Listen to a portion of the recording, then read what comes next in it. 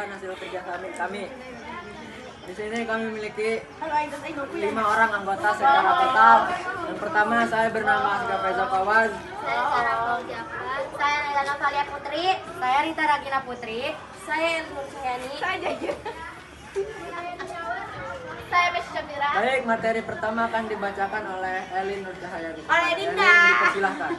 Baik, pengertian dan gambar rumput Israel adalah makanan ringan yang terbuat dari kulit lumpia yang diisi keju, kemudian digulung dan digoreng hingga renyah. Makanan ini memiliki tekstur garing luar dan gurih di dalam. Salad jelly adalah makanan penutup yang dibuat dari jelly yang dicampur dengan keju, susu kental manis, dan mayones. Teksturnya kenyal dan lembut dengan rasa manis serta sedikit gurih. Kedua makanan ini termasuk makanan sederhana tanpa bahan pengawet, sehingga daya simpannya tidak terlalu lama. Israel termasuk makanan kering setelah digoreng, sedangkan yang salad jelly termasuk makanan semi basah karena mengandung air dan susu. Sekian, terima kasih. Di sini ada materi kedua yang dimana bahan, alat, sekaligus fungsinya yang akan langsung dibacakan oleh Rita. Baik, di sini saya akan membacakan yaitu bahan dan alat. Bahannya di sini ada bahan membuat sistrol, yaitu ada kulit lumpia, keju, minyak goreng, gula pasir, dan susu kental manis. Salad jelly yaitu ada nutrijel, jelly atau agar, susu kental manis, mayones, keju parut. Alat-alatnya yaitu ada panci, piring, sendok, pisau, parutan keju, spatula, talenan, cetakan agar, dan sarung tangan plastik.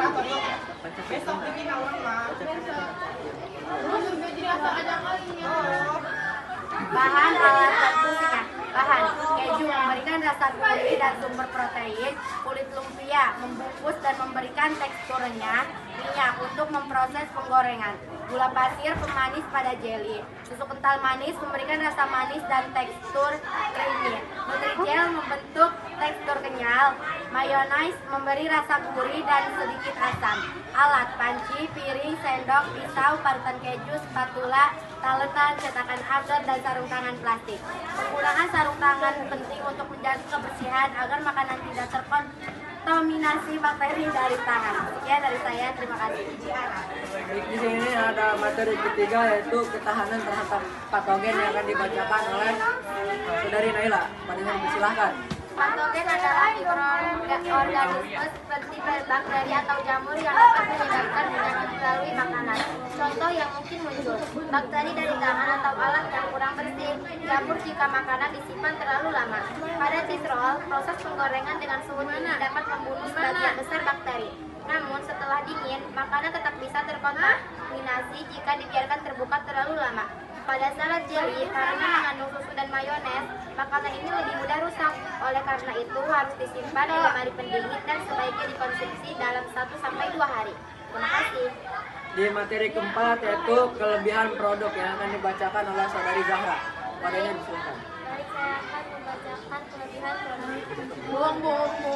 Jauh dari keamanan dan mikroorganisme. Jika dilihat dari segi keamanan pangan dan mikroorganisme, produk ini memiliki beberapa kelebihan.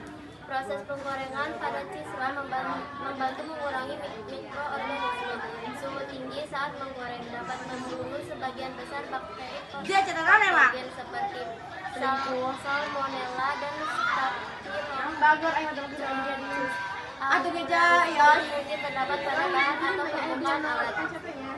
Kandungan gula pada salad jelly dapat menghambat pertumbuhan bakteri patogen. Gula menciptakan tekanan osmotik yang membuat beberapa bakteri sulit berkembang biak. Meskipun tidak sepenuhnya menghentikan pertumbuhan mikroorganisme, kandungan lemak dan garam dalam keju membantu memperlambat pertumbuhan mikroba. Keju memiliki kadar air yang lebih rendah dibanding susu cair, sehingga relatif lebih stabil jika disimpan dengan benar. Jika disimpan di suhu dingin, pertumbuhan mikroorganisme dapat diperlambat. Pendinginan tidak membunuh bakteri, tetapi memperlambat aktivitas dan perkembangan biakannya. Artinya, dengan pengolahan yang tepat dan penyimpanan yang baik, risiko kontaminasi dapat dikurangi. Sekian dari saya. Di sini ada materi kelima yaitu kekurangan produk. Ditinjau dari resiko mikroorganisme. Meskipun memiliki beberapa kelebihan, produk ini juga memiliki resiko yang perlu diperhatikan, yaitu Salad jelly mengandung susu dan mayones yang mudah rusak. Kedua bahan ini memiliki kadar air dan protein tinggi yang menjadi media ideal bagi pertumbuhan bakteri jika disimpan di suhu ruang yang terlalu lama. Resiko kontaminasi silang atau cross contamination. Jika alat seperti pisau dan talenan tidak dicuci bersih, bakteri dapat berpindah dari satu bahan ke bahan lain. Cheese roll bisa terkontaminasi setelah digoreng. Walaupun bakteri mati saat digoreng, makanan bisa kembali terpapar mikroorganisme dari udara, tangan, atau wadah penyimpanan. Jamur dapat tumbuh pada produk yang disimpan terlalu lama. Lingkungan lembab sangat mendukung pertumbuhan jamur, terutama pada salad jelly. Tidak menggunakan bahan pengawet, karena produk ini alami dan tanpa pengawet kimia. Daya tahannya hanya sekitar 1 hari. Atau cheese roll dengan suhu ruang dan 1-2 hari jika ditaruh dalam kulkas.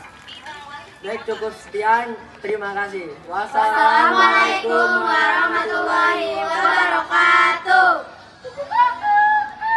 Kade.